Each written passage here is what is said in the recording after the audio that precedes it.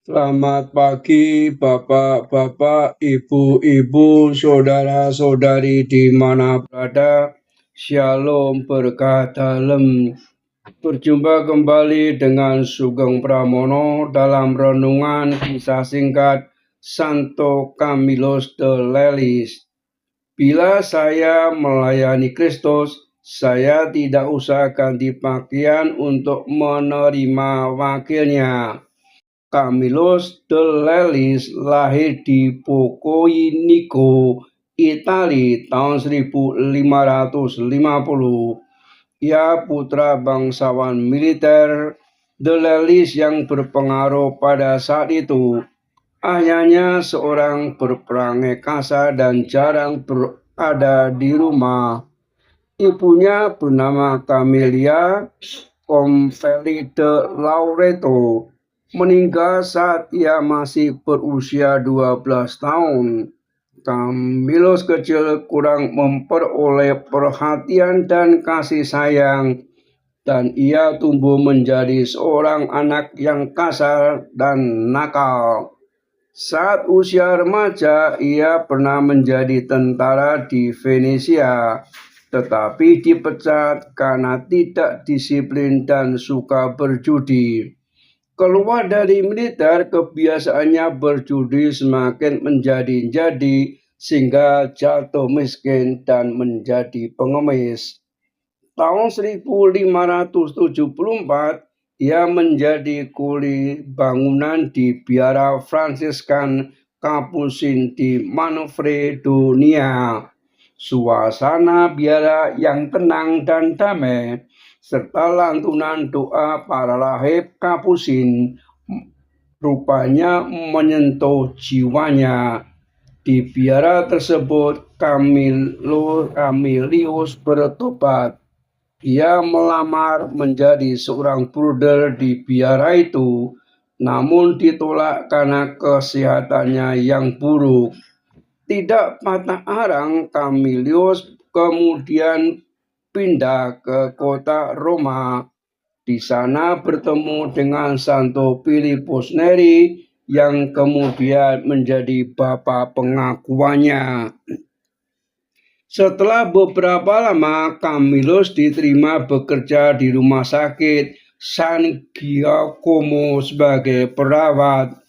Ia ditugaskan merawat orang-orang sakit yang tidak bisa terobati lagi. Kesehatan dan kepeduliannya kepada para pasien menaikkan prestasinya. Di kemudian hari, dengan tidak diduga, Camillus diangkat menjadi direktur rumah sakit tersebut. Semangat pelayanan dan cinta kasihnya kepada para pasien sungguh besar. Ia berkeputusan membaktikan dirinya bagi pelayanan orang-orang sakit. Kelalaian dan ketidakpedulian para perawat, bahkan para imam terhadap kepentingan orang-orang sakit, mendorong Camillus semakin menekuni pelayanannya. Atas nasihat Filipus Neri, Camillus memutuskan menjadi imam. Untuk itulah ia giat belajar dan ditabiskan menjadi imam tahun 1584 di Roma. Di tahun itu juga Camillus mendirikan sebuah tarekat religius baru yang disebut tarekat hamba-hamba orang sakit, atau yang dikenal sebagai tarekat Camillian. Anggota tarekat ini mengabdikan diri pada pelayanan orang-orang sakit. 2 tahun berikutnya, tarekat itu direstui oleh Sri Paus Sixtus kelima tahun 1586, dan pada tahun 1591 Paus Gregorius ke-14 meningkatkan statusnya menjadi sebuah ordo religius. Camillus, pemimpin pertama ordo itu, dan membangun biara-biara di Napoli dan kota-kota Italia lainnya. Kepada rekan-rekannya ia menasihatkan mengabdikan seikhlas-ikhlasnya hingga titik darah yang terakhir. Karena Tuhan hadir secara paling nyata di dalam orang-orang sakit yang kita layani. Suatu hari Sri Paus mengunjungi rumah sakit di mana Camillo sedang merawat. Karena tidak ganti pakaian ia dicela, namun ia menjawab, "Bila mana saya melayani Kristus, saya tidak usah ganti pakaian untuk menerima wakilnya." Camillus meninggal dunia 14 Juli 1614 pada usia 64 tahun. Jenazahnya dikuburkan di gereja Santa Magdalena di Roma. Banyak mujizat dialami oleh orang-orang yang berdoa dengan perantaranya.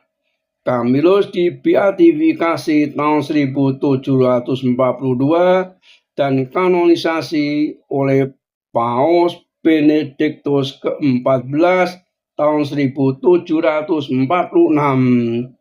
Ia dihormati sebagai santo pelindung orang-orang sakit, para perawat dan organisasi-organisasi kesehatan.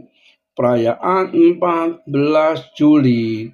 Lahir 25 Mei 1550 di kota asal Foggia Vico, Abruzzi, Italia.